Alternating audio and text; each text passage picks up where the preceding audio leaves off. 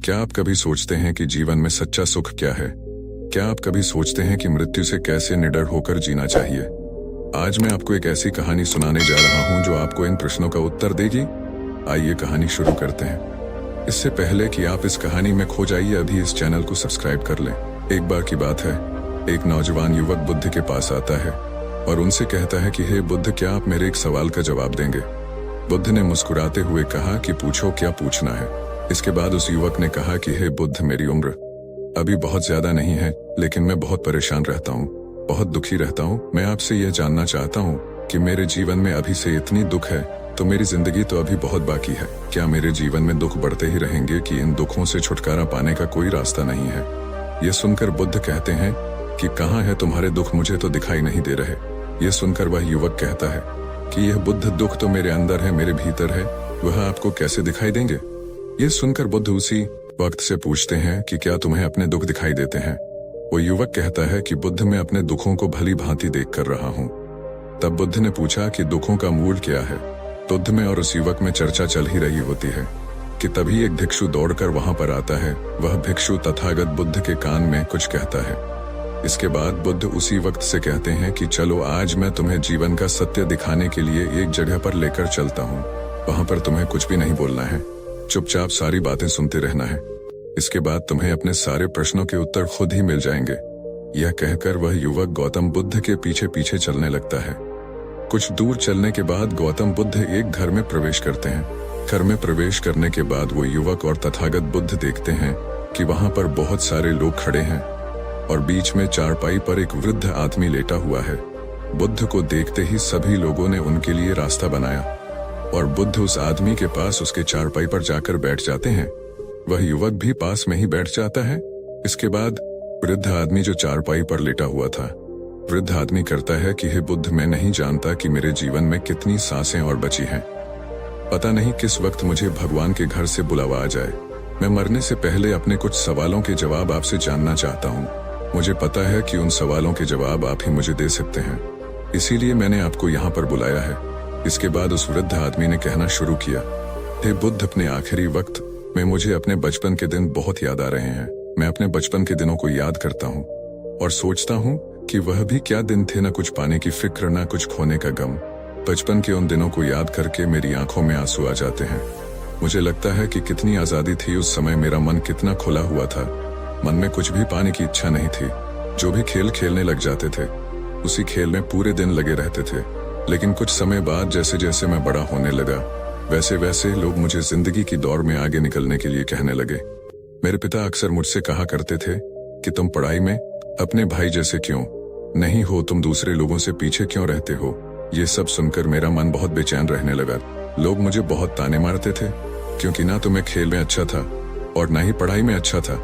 सब लोग मुझे किसी और की तरह बनने के लिए कहते थे और उन तानों से तंग आकर मैंने जीवन में कुछ हासिल करने का निश्चय किया।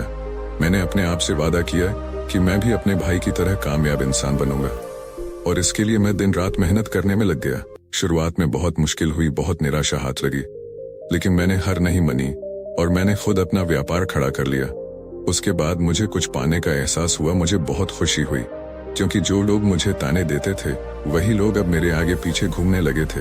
कुछ वक्त बाद एक रईस बेटी के साथ मेरी शादी हो गई और उसके बाद मुझे लग रहा था जैसे मेरा जीवन स्वर्ग बन गया हो।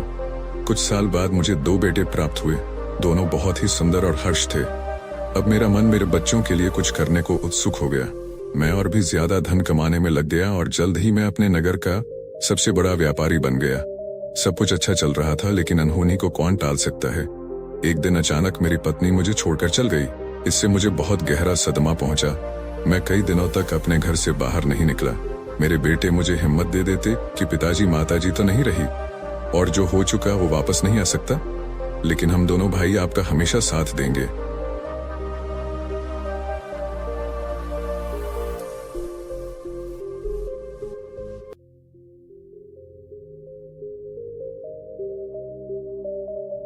और धीरे धीरे मैंने भी अपने मन को समझा लिया कि अब तो मुझे अपने प्रिया पत्नी के बिना ही जीना पड़ेगा। इसीलिए मैंने अपना मन को अपने बेटों के साथ जोड़ लिया। उनकी खुशी में ही मुझे खुशी होती थी, उनके दुख में ही मुझे दुख होता था। इसके बाद मैंने कहा कि हे बुद्ध, जीवन चक्र में अक्सर मुझे महसूस होता था कि आखिर जीवन क्या है, जीवन को उसकी गहराइयों में कैसे जाना जाए, या कैसे जाना जाए कि मैं कौन हूँ और मैं इस दुनिया में क्या करने के लिए आया हूँ।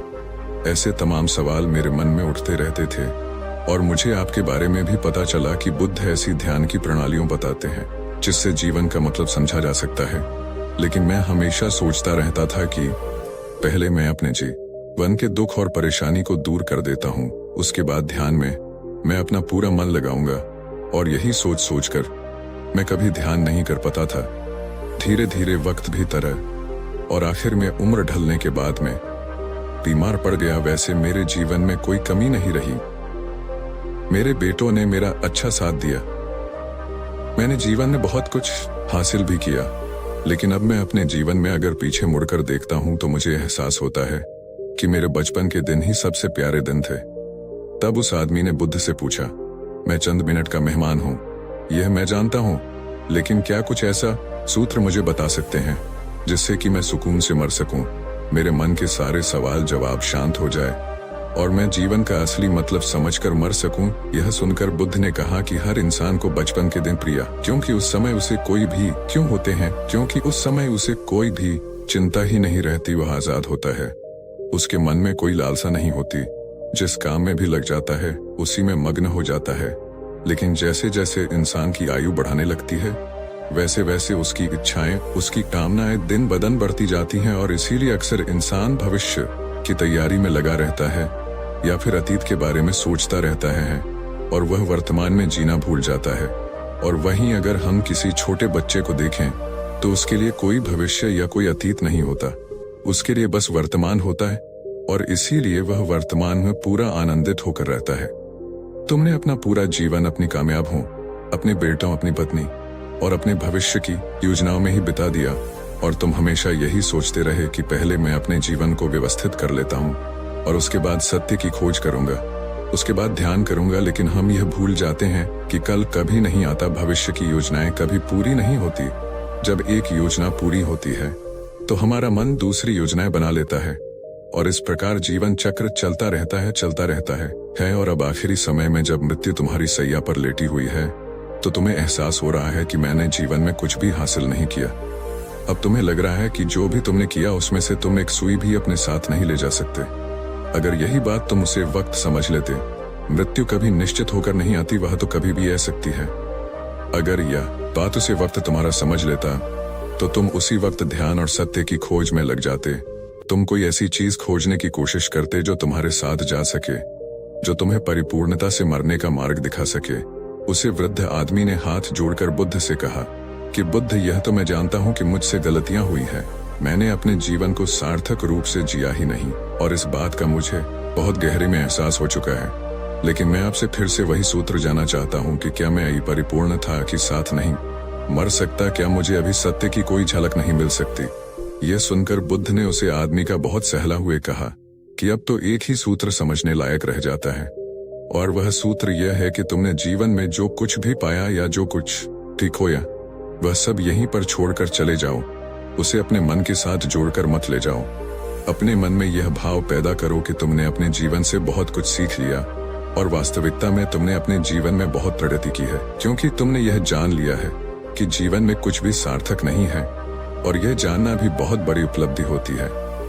लोग जीवन भर जीते जीते मर जाते हैं, लेकिन उन्हें जीवन की निरर्थक का कोई पता नहीं चलता।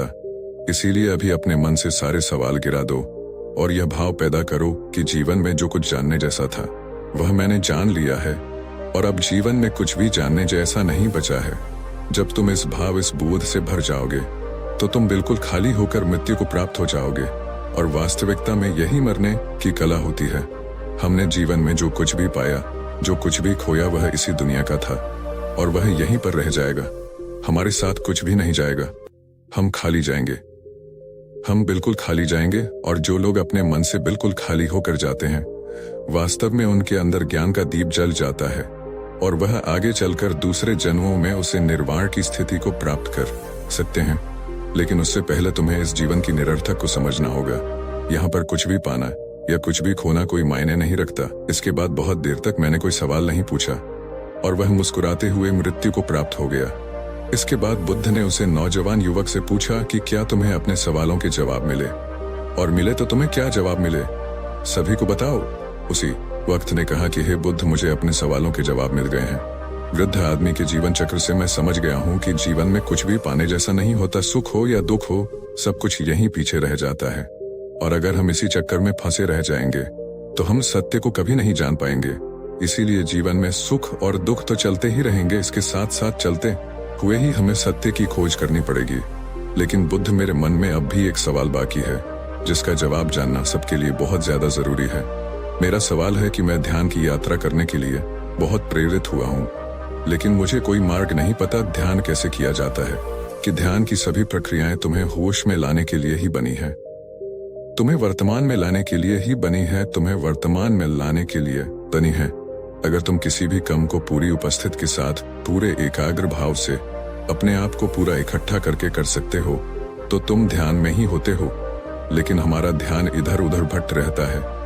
अपना काम करते करते वर्तमान में रहने के लिए मैं तुम्हें एक छोटी सी विधि बताता हूँ, जिसके जरिए तुम अपना काम भी कर सकते हो और ध्यान को भी समझ सकते हो। जब भी तुम चल